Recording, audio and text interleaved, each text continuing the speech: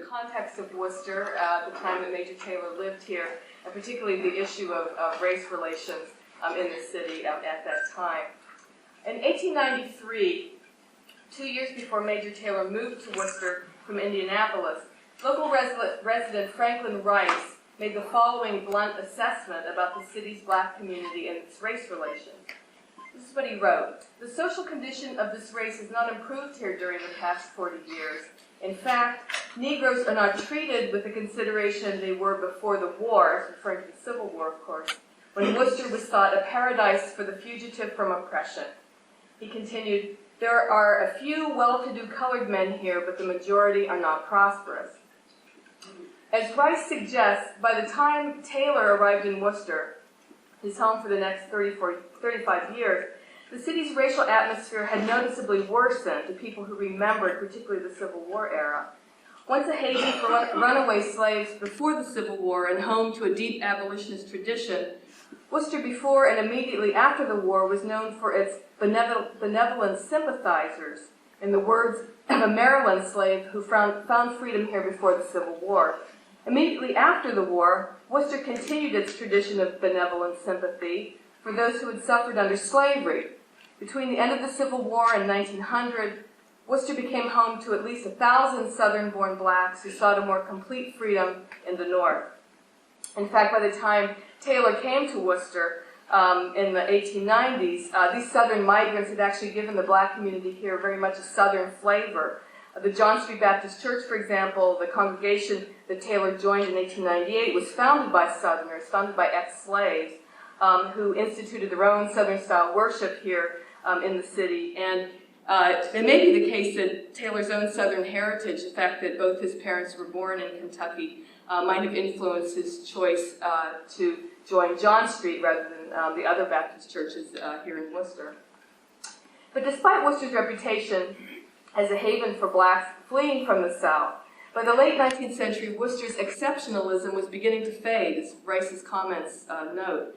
The 1890s, the time of Taylor's arrival here, is often cited by historians as the beginning, historians generally of American history, as the beginning of the nadir of race relations after the Civil War. In the 1890s, Jim Crow laws went into effect across the South, while an informal Jim Crow became a way of life in the North. Black men also lost the ability to vote in the South, with the passage of laws that disfranchised them through literacy tests, understanding clauses, and poll taxes. Lynchings of black men also spiked in the American South in the decade of the 1890s. Historians think that something like 3,000 recorded lynchings in this period, roughly the late 1880s through about 1900. This, of course, was a means for whites to keep blacks in their place, and at the same time, racial theories, which proffered scientific evidence of black racial inferiority, were widely taught in colleges and universities and embraced by average white Americans as well. So, even in liberal Worcester, as Rice noted, things were getting worse for the city's blacks. Never more than 2% of the total population, Worcester's blacks, like their counterparts everywhere in the United States, experienced blatant racial discrimination, especially in employment. As Worcester's manufacturing enterprises boomed in the late 19th century, and Yankee industrialists desperately sought workers and went to Europe and recruited them and constantly complained about labor shortages, most Worcester firms refused to hire blacks except in the most menial positions, such as janitors. As a result, the city's African Americans found themselves mired in the same domestic service jobs and unskilled occupations that they had held for years before. So how does all of this relate to Major Taylor? Well, in many ways, his experience as a black man in Worcester highlights many of the changes that the city and nation were undergoing in the late 19th century.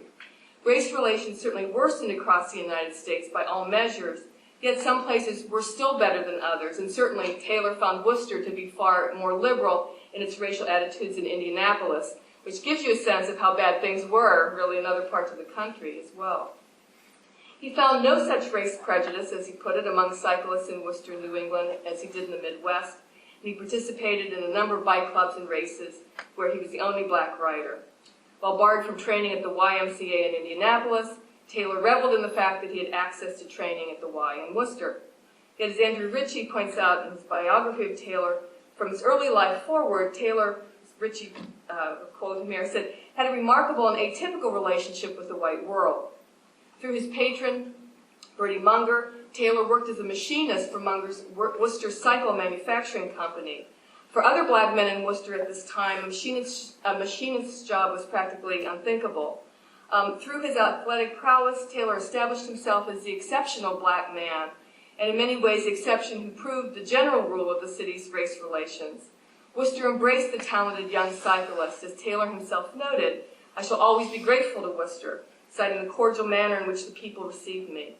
The local press regularly denounced the racism that Taylor faced in the cycling world to their credit, but notably that same condemnation never entailed a condemnation of the treatment of Worcester's larger black community. For example, the press's criticism never reached as far as the city's powerful industrial leaders who drew the color line in local industry. Similarly, the press defended Taylor, again to their credit, when he purchased a home in the all-white, newly developed neighborhood of Columbus Park, where he faced the wrath of angry white neighbors. Worcester is not the South, the Worcester spy noted. But the press did not criticize local politicians who, in these same years, refused to allow black citizens to get very secure city jobs, such as firemen and police jobs, very difficult to get teaching jobs at this time, despite the desperate efforts waged by black Worcesterites to get appointments in city services. In its defense of racist attacks on Taylor, whether in the cycling track or in Columbus Park, the local press always cloaked its righteous condemnations in Worcester's abolitionist traditions. But the defenses very much were for Taylor specifically, the exceptional black man, and not for the rest of black Worcester. Yet even a black man as exceptional as Worcester could not avoid the racism that had permeated his city and society, as we know, certainly from his examples on the racetrack, which is especially true at the end of his career. With his brilliant cycling career behind him, he, in many ways, was just another black man. Derek Jackson already pointed out, his attempt to try to get into WPI, but WPI said it was because he didn't have a high school diploma, though others suspect, including Taylor himself, that his race had a lot to do with that decision. Several entrepreneurial enterprises also failed. Taylor was involved in, and he was reduced to working in his later years as a salesman and auto repairman, among other things. Many of these failures may have been due to personal shortcomings, but viewed in the context of the 19-teens and 20s, Taylor's struggles were no different than the rest of black Worcester and blacks around the country.